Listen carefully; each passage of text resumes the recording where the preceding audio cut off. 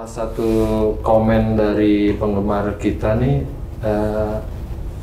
bertanya, itu dia gatalnya tuh di, maaf Ustaz, di pantat Ustaz.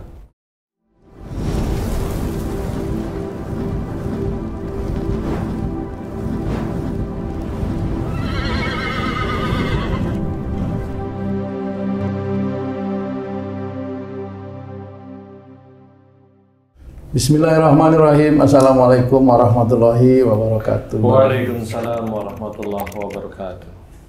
Para pemirsa dan sahabat beriman dimanapun berada, kita jumpa lagi di Ustadz Danu Official Channel. Semoga kita semua selalu dalam lindungan Allah Subhanahu wa Ta'ala. Amin. Amin. Di video kali ini kita akan ngaji lagi bersama guru kita semua, Pak Ustadz Danu, yang sudah hadir di sini bersama kami. Assalamualaikum Pak Ustadz. Waalaikumsalam warahmatullahi wabarakatuh. Amin. Assalamualaikum Pak. Waalaikumsalam Pak Tung. Begini Pak Ustadz, ada satu macam penyakit kulit ya Pak Ustadz, kayak gatal-gatal ya, gatal-gatal yang akhir-akhir ini banyak sekali teman-teman orang yang menderita gatal-gatal. Ada yang bilang karena cuaca panas jadi mereka gatal. Gatal ini bisa di tangan, di kaki, seluruh tubuh, kebanyakan di punggung, kemudian digaruk, bisa menjadi luka dan akhirnya membekas seperti apa namanya, koreng seperti itu Pak Ustadz, ada hitam-hitam. Nah, gatal-gatal itu sendiri disebabkan karena apa Pak Ustadz?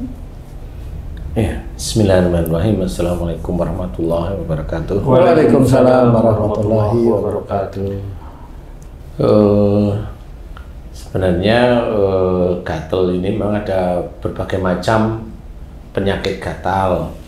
Kalau gatal itu hanya insidentil, itu kasih bedak, apa itu, kasih bedak dingin boleh, yang pakai apa namanya itu, pendingin itu apa namanya, min kan ada tuh bedak itu boleh. Ya. Itu memang tidak menyembuhkan, tetapi agak meredakan sementara lah. Kemudian kalau mulai setiap hari muncul, bolehlah pakai insidal, boleh. Itu diminumin, kalau bisa hilang ya alhamdulillah. Nah, gatal-gatal ini adalah gatal-gatal yang dikasih obat itu enggak sembuh-sembuh pasti ya. Kalaupun ada orang bilang, oh itu karena panas cuaca sekarang, ya bisa aja sih sebenarnya, tapi gatalnya untuk orang-orang tertentu sebenarnya. Jadi cuaca panas ini bagi orang yang biasanya bersih, biasanya mandi sehari 2 kali, bersih lah ya, bersih. Kemudian suatu ketika dia ada di lapangan, di jalan, itu dalam kondisi panas, nah keringetan, dia gatal, tapi gatalnya insidentil, hanya pada saat itu karena dia berkeringat, kemudian terbiasa bersih, jadi sehingga dengan keringatan itu lengket, nggak nyaman, terus kemudian ya gatal-gatal normal aja lah. Itu insidentil, itu bukan penyakit, itu hanya seperti kalau kita biasa pakai pakaian yang kain gini halus, kemudian kulit kita buka, kita tempelin karung goni, itu nggak nyaman rasanya, ya mirip seperti itu. Gatal juga sih, karena nggak nyaman aja. Nah, gatal yang dimaksud bisa aja karena gatal yang memang sudah menaun, nggak pernah bisa sembuh. Itu macam-macam sebenarnya. Macam-macam, yang pertama adalah bisa aja dari keinginan yang kuat sekali untuk melakukan sesuatu, tapi hanya keinginan. Kemudian dendam untuk melakukan sesuatu, sama keinginan untuk melakukan sesuatu dengan dendam mau melakukan sesuatu terhadap orang didendamin, mirip, itu keinginan. Itu juga gatal-gatal, bahkan biduran dan sebagainya, itu mirip-mirip aja. Apa semacam ambisi seperti itu Pak Ustadz? Ya ambisi boleh, tapi ambisinya itu kuat ya, tidak hanya sekedar ambisi dalam bentuk pikiran-pikiran biasa, tapi ambisi yang kuat sekali. Ambisi dendam, itu ambisi juga. Ingin mukulin, ingin ninja-ninja umumnya, ingin menjatuhkan, nah itu juga bisa aja. Tapi kalau ambisi itu terus-menerus dilakukan, kan menjadi habit ya, menjadi kebiasaan akhirnya. Nah, dari sifat ambisi yang ambisius itulah sebenarnya masuklah makhluk yang menyerupai sifat ambisi dia, yaitu biasanya ulat. Nah itu masuk di titik-titik itu masuk, sehingga orang nggak sadar bahwa itu ambisi. Mau ambisi dia mau melakukan sesuatu atau ambisi dengan dendam itu mirip-mirip lah ya. Itu insya Allah kalau orangnya gatalnya itu di dewasa ya itu, tapi kalau gatalnya di anak-anak yang belum akil balik, ini orang tuanya. Nah, Ustaz, itu cucu saya, Ustaz. Itu gatal-gatal, tinggal kan di kota penyangga Jakarta lah. Umurnya berapa cucu nih? Umur 5 tahun. Oke, ya. Itu kan dikenal airnya kurang baik. Nah, sementara ini karena airnya kurang baik, karena berbau dan lain-lain harus pakai filter gitu kan. Dan udah bertahun-tahun gatal terus. Kalau ini digaruk kalau mau tidur biasanya. Mau tidur atau lagi tidur gatal-gatal, dan itu timbul semacam bekas gitu ya, apa? Bentol. Kalau kita bilang bentol itu bundar, tapi ini bentolnya apa? Memanjang. Panjang, segala macam, tergantung ukurannya ya. Garukannya. Garukannya. Dan itu ada di mana-mana. Saya sampai udah dibawa ke dokter.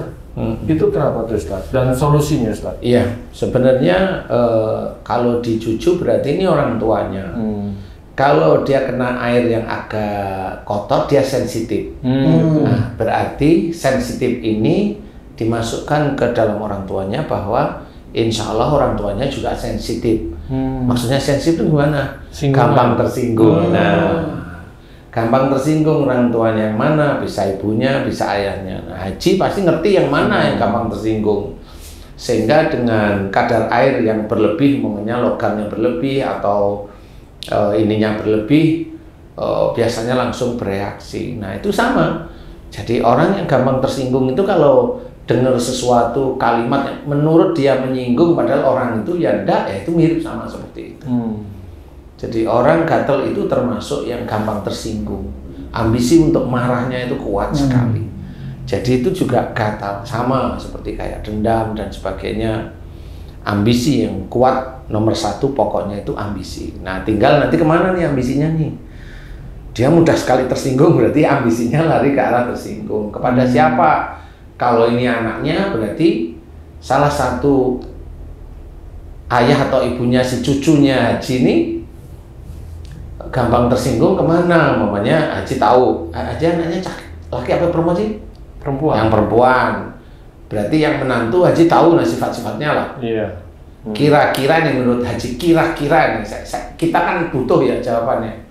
Bener nggak salah satu di antara ayah atau ibunya cucunya Haji J itu sebenarnya udah tersinggung? Iya. Siapa? Mungkin anak saya lah. Mungkin jangan. Iya, anak saya lah yang kan antara dua ya. Udah lupa. Kalau suami agak tertutup, agak tenang gitu, jadi tertutup tenang gitu aja. Tapi yang kelihatan agresif tersinggung anak saya. Oh gitu. Berarti insya Allah ini benar. Cuma kalau Haji J ini kan orangnya juga tenang, santai. Berarti ini anak ikut siapa kira-kira? Ikut istri saya. Gitu ya. Jadi ikut ibundanya. Ini genetik ceritanya. Oh, genetik. Genetik. Jadi mamanya istrinya Haji J mudah tersinggung, emosional. Itu pasti akan menurun salah satu atau salah dua atau dua-duanya atau tiga atau gimana dari anak-anaknya Haji J. Nah itu kelihatan nanti sehari-hari watak-wataknya ya mirip. Atau memang kalau dulu masih serumah berantem aja dulu. Bener nggak sih?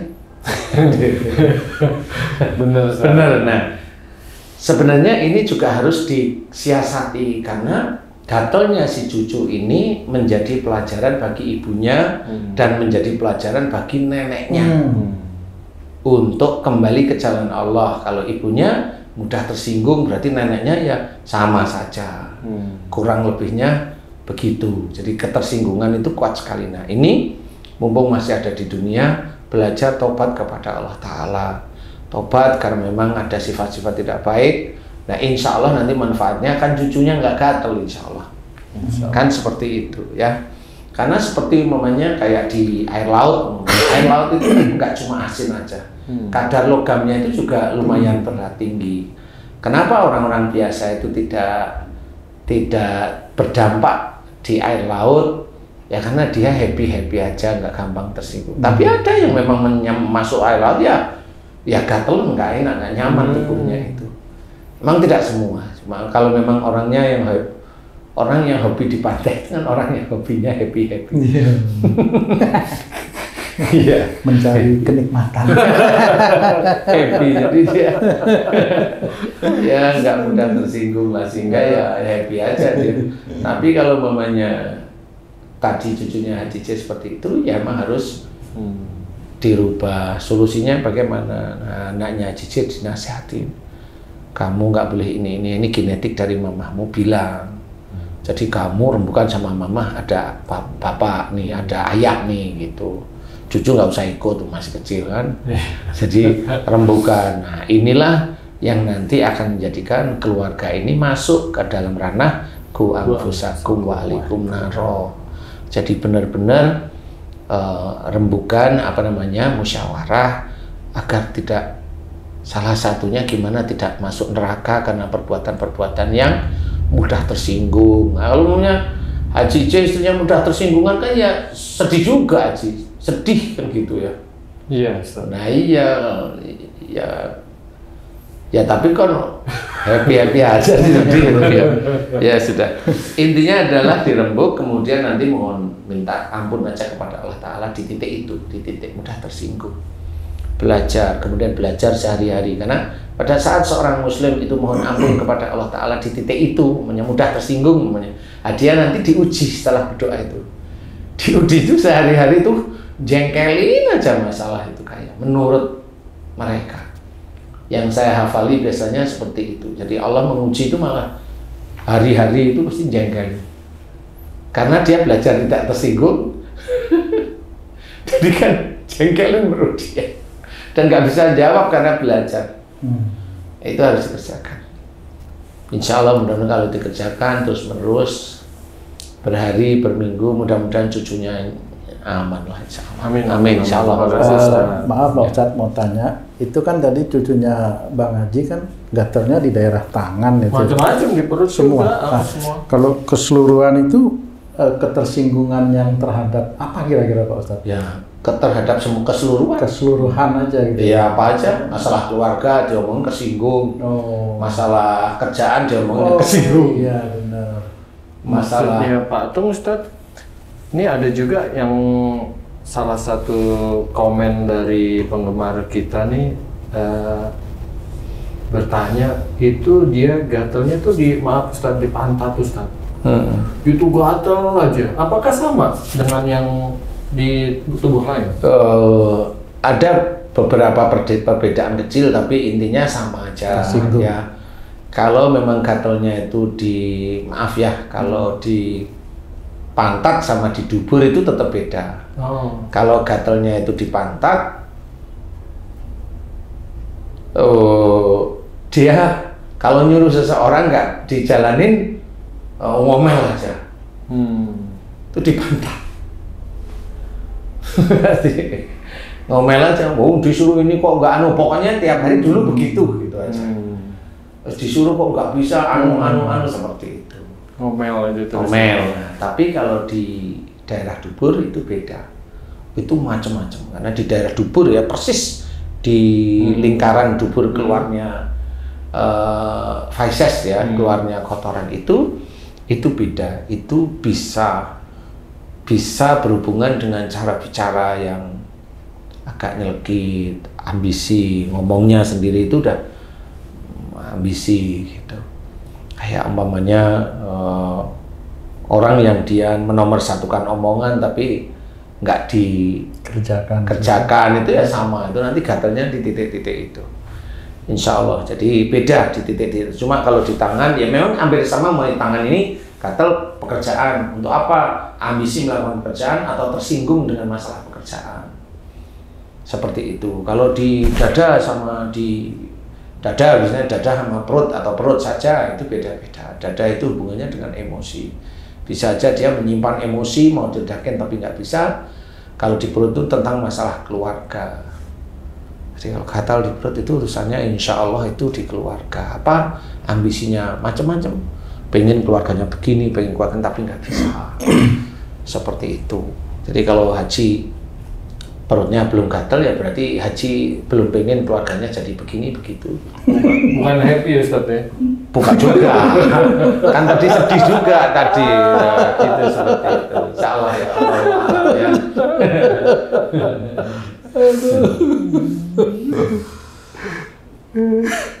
Cukup. Cukup, alhamdulillah. Udah dapat solusinya ya. Insya Allah dijelaskan. Ya, mudah-mudahan bisa nanti. Sama itu. PR lagi itu Bang. Baik Pak Ustadz, terima kasih banyak atas penjelasannya. Sahabat beriman, para pemirsa dimanapun berada, demikian tadi penjelasan dari guru kita Pak Ustadz Danu mengenai satu penyakit gatal-gatal. Mudah-mudahan apa yang disampaikan beliau bisa bermanfaat untuk kita semua dalam rangka meningkatkan keimanan dan ketakwaan kita kepada Allah Subhanahu wa Ta'ala. Saya Tung pamit diri, sampai jumpa di video yang lain. Wassalamualaikum warahmatullahi wabarakatuh. Waalaikumsalam warahmatullahi wabarakatuh. Alhamdulillah.